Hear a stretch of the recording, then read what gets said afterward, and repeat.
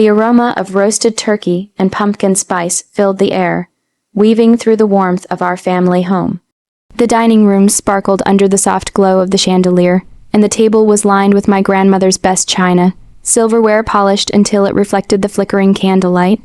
Thanksgiving had always been my favorite holiday, not because of the food, though that was irresistible, but because it was the one day the entire family gathered under one roof, laughter and story spilling freely like the cranberry sauce on the table. I glanced around the room, smiling at familiar faces.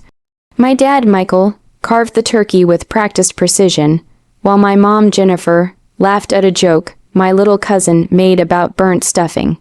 Grandma Rose sat at the head of the table, her silver hair pulled neatly into a bun, eyes sparkling with quiet amusement as she watched the chaos of family life unfold. I felt a warm sense of belonging, a soft bubble of happiness that seemed impervious to the outside world. Until it wasn't, Emma, my dad said suddenly, his voice cutting through the chatter. I looked up, expecting a smile or a joke. Anything normal. But the expression on his face was unreadable, tight and tense. She's not my daughter. The words hung in the air, heavy and suffocating, like smoke from a fire I didn't know existed. For a heartbeat, I thought I misheard him. My dad, the man who had taught me how to ride a bike, who had stayed up late helping me with science projects, who had tucked me in every night with a kiss on my forehead. He wasn't my father. Dad, my voice trembled, a fragile thread barely holding together. The room went silent, the clinking of forks against plates fading into nothing. All eyes turned to me, then back to him. I don't understand. I stammered. What do you mean? Michael's jaw tightened, and he looked down at the table, as if the polished surface could shield him from the storm he had just unleashed. It's true you're not my biological daughter. My chest felt hollow, as if the very air had been pulled out of me. I sat frozen, trying to reconcile the man I knew with this revelation. Every memory, every hug, every word of encouragement suddenly carried a shadow of doubt. Was it all a lie? Had my entire life been built on a foundation of deception? Tears pricked at the corners of my eyes, but I blinked them back. I wanted answers, but the words caught in my throat. Instead, I stood abruptly, the chair scraping loudly against the hardwood floor. I need some air. I fled to the backyard, the cold winter wind slapping my face as if trying to wake me from a nightmare. The once comforting smell of roasting turkey was replaced by the metallic tang of panic and disbelief. My mind raced, images of birthdays, school recitals, and quiet bedtime talks, flashing in rapid succession. Was every memory a lie? Was my father the man I thought he was? Behind me, I could hear muffled voices calling my name, but I didn't stop. I couldn't. The betrayal cut deeper than any harsh word ever could. I pressed my hands against my face, trying to hold back sobs that threatened to shatter the fragile composure I had left. And then I remembered Grandma Rose, always secretive, always protective. She had a box in the attic, a small wooden chest she always said was for important family memories. Something about it had always felt different, almost sacred.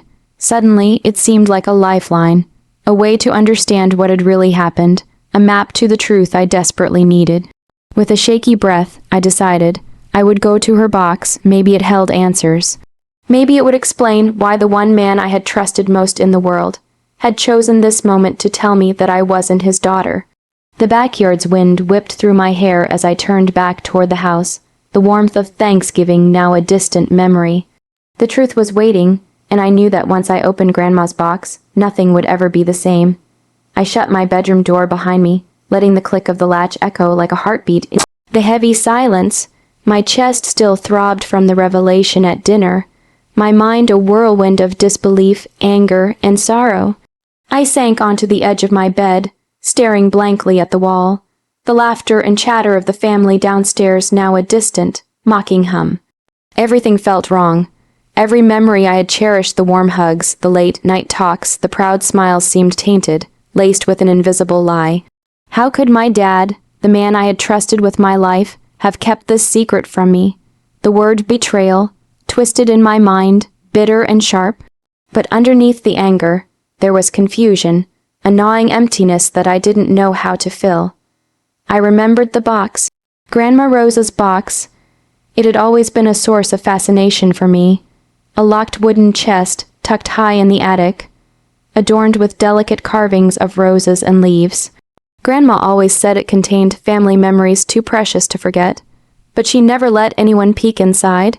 Somehow, in that moment of heartbreak, it became a lifeline, a chance to make sense of the chaos, to find the truth hiding behind the lies. I grabbed the old wooden ladder from the corner of my room and creaked my way up to the attic. Dust motes floated in the dim sunlight streaming through the small window, painting the space with a golden haze. The air smelled of cedar and old paper, comforting in a way that made my chest ache less. There it was, the box. Small, unassuming, yet somehow commanding attention. My hands trembled as I lifted the lid. Inside were letters tied with faded ribbons, a stack of sepia-toned photographs, and a journal with worn leather covers. Each item seemed to hum with significance, whispering that answers, and perhaps closure, were waiting. I picked up the first letter, my fingers brushing over my grandmother's neat, looping handwriting. It was addressed to me. I hesitated, then unfolded it. Dearest Emma. It began, I know this may be confusing, even painful. There are truths about your family that were never meant to hurt you. Your father, Michael, is not your biological parent, but he has loved you with every ounce of his being. He raised you as his own, protected you from dangers you were too young to understand, and cherished every moment with you. That love, my dear, is real. My throat tightened. The betrayal was still there, sharp and raw, but underneath it, a flicker of warmth emerged. My father had chosen love over truth, protecting me from something I didn't yet understand. I dug deeper into the box. The photographs showed a younger Michael, holding a baby girl who was clearly not me. Other letters hinted at a complicated past, a mother I had never met, a life that had been abruptly cut short, and family members whose intentions were far from pure. My grandmother had been the guardian of these secrets, a silent protector ensuring that my life stayed intact, even if the truth was hidden. But there was also a growing anger, bitter and sweet, not at my father, but at the people who had caused this tangled mess, the family members who had meddled, the whispers of jealousy, the lies that had been fed to protect or control. Somehow, I knew that once I understood the full story, justice, or at least a little poetic revenge, would have to follow. I closed the journal, pressing it to my chest, feeling the weight of both grief and clarity. For the first time, I realized that the betrayal wasn't complete. There was love underneath the layers of lies, love that had shaped me into who I was. But there was also the power of knowledge, the power to confront the past and maybe, just maybe, set things right. I descended the ladder slowly, a plan forming in my mind. I didn't know exactly what the future would hold, but I knew this. I wouldn't let this betrayal define me. I would uncover the truth fully, and when the time came, those who had hurt my family would face consequences in ways they never expected. The warmth of the house below still called to me, but I felt stronger now, armed with the first pieces of the puzzle. And as I stepped back into the hall, clutching the journal and letters, I understood one thing clearly. My journey had just begun, and it would change everything. The attic felt different this time. The dust, the dim sunlight, and the faint scent of cedar seemed less like a hiding place and more like a sanctuary. I sat cross-legged on the floor, the journal open in front of me. The letters spread around like breadcrumbs, leading me through a maze I never knew existed. Grandma Rose had always been a careful woman, meticulous in her ways, and now I understood why. Each letter, each photograph, each note tucked into the box was a deliberate thread, woven to protect me until I was ready to understand. My fingers trembled as I read the next entry in her journal. Your father, Michael, chose love over truth. He raised Emma as his own, never letting the circumstances of her birth dictate how he treated her. There were threats, people who sought to harm your mother, and by extension, you. But he ensured your safety, even when it meant living with a secret that would one day break both your hearts. I swallowed hard, trying to hold back tears. So he wasn't lying out of malice. He had kept the secret to protect me. All the anger and hurt I had felt toward him now twisted into a bittersweet ache. I felt love and betrayal at the same time, each emotion clawing its way through me.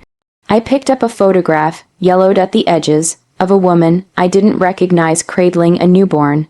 Her smile was gentle, protective, and exhausted all at once.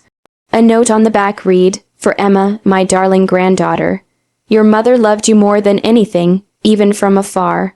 My breath caught. This woman was my mother. The letters told me she had died when I was an infant, leaving Michael and Grandma Rose to shield me from family members who had only sought to use her tragic death for their gain. As I flipped through more letters, a pattern emerged. Certain family members, Michael's siblings, distant cousins I barely knew, had manipulated events behind the scenes. Their jealousy and greed had created a chain reaction of secrecy, lies, and hidden truths. Grandma Rose had been the invisible hand keeping the family from falling apart entirely, and Michael had been her willing partner, raising me in love while bearing the pain of a secret no child should have to discover in a single brutal moment. I closed my eyes, letting the knowledge settle in. The betrayal wasn't random. It was orchestrated by others who had tried to control the narrative, to twist the family's story into something ugly. My anger shifted, focusing not on my father but on those who had corrupted the truth. Sweet revenge, I realized, wouldn't be cruel. It would be justice, measured and precise. I flipped open the journal again, discovering a section written directly to me. "You will have choices, Emma. You can let this break you, or you can rise. The people who sought to hurt your family will face the consequences of their actions, whether by truth, by courage, or by the weight of their own misdeeds. Never forget, love and honesty are stronger than lies and deceit." A shiver ran down my spine. I felt the first spark of determination ignite within me, fragile yet fierce.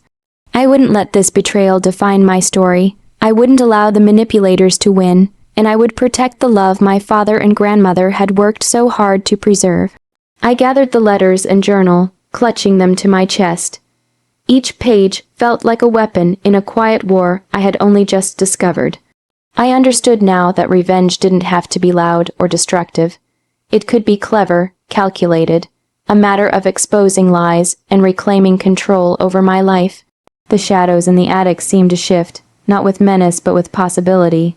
I could almost hear Grandma Rose whispering from somewhere deep in the woodwork, "Now, Emma, it's your turn." I stood, feeling a strange mix of sorrow, clarity, and purpose. The pieces of the puzzle had fallen into place, and for the first time since the Thanksgiving revelation, I felt in control. I knew what I had to do, not just to heal, but to protect my family and to right the wrongs that had been done. The truth was no longer hidden.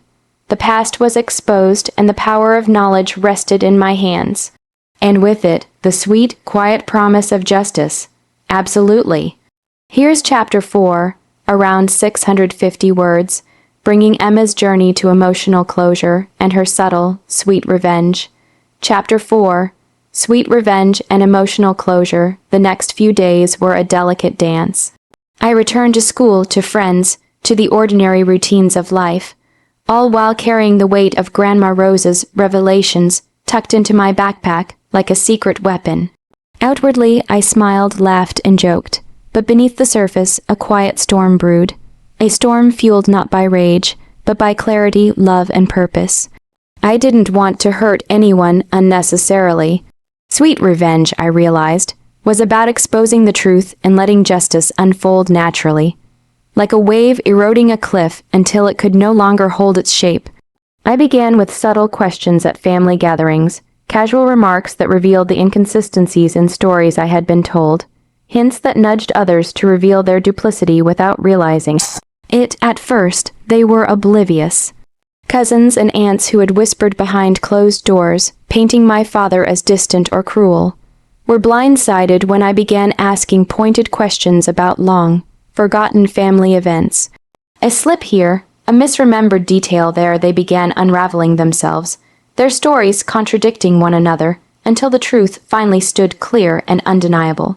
And through it all, I observed my father. Michael never defended himself aggressively. He simply let me lead the narrative. It was strange, seeing him sit quietly while the facade others had built crumbled on its own, but I understood now. His love had always been quiet, steadfast, patient. He had never needed to shout to prove he was mine. Then came the family dinner that would mark the turning point. I set the table myself, careful to place Grandma Rose's box at the center, a subtle symbol of the truth I now carried. When the gathering began, the air was thick with unspoken tension, but I felt a calm I hadn't known since that first Thanksgiving revelation. I began to speak, my voice steady but laced with emotion. I recounted stories from Grandma's journal, details of my mother's life, and the sacrifices my father had made to protect me. I didn't point fingers, I didn't yell or accuse, I simply told the truth, and as the pieces fell into place, the room grew silent. Faces once smug with assumed knowledge now reflected shock, guilt, and finally, acknowledgement. "You've kept this from me for so long," I said softly to one cousin, the one who had spread the most malicious rumors. "And you thought I wouldn't notice. But I do, and now, everyone can see the truth." It was poetic, watching the weight of their deception collapse under its own pressure. The manipulations, the whispered lies, the careful distortions, they all unraveled without my having to raise a hand. Sweet revenge, indeed, was most satisfying when it required nothing more than patience, knowledge, and courage. When the room finally calmed, my father approached me, his eyes soft and wet with unshed tears. "Emma," he said quietly, "I'm sorry you had to learn the truth this way, but I am proud of you, proud of the woman you've become." I hugged him, feeling a warmth I hadn't felt in days. "I know now," I whispered. "It wasn't betrayal, Dad. You loved me. That's what matters, and I forgive you." Grandma Rose, sitting nearby, smiled knowingly, her eyes glinting with the satisfaction of a plan long in motion. She reached out, patting my hand. "You've done well, Emma. Love always wins, sometimes quietly, sometimes boldly, but it wins." That night, I went to bed with a sense of peace I hadn't thought possible. I had confronted the lies, reclaimed the truth, and protected the family I loved. I had turned betrayal into empowerment, deception into justice, and pain into wisdom. Thanksgiving would never be the same, but in a way, that was perfect. I had learned the strength of patience, the value of knowledge, and the power of love.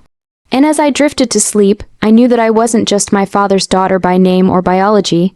I was his daughter by choice, by love, and by the resilience that now defined me. The box remained at the center of our home, a symbol of secrets uncovered, of truths revealed, and of the sweet, quiet victories that life sometimes offers.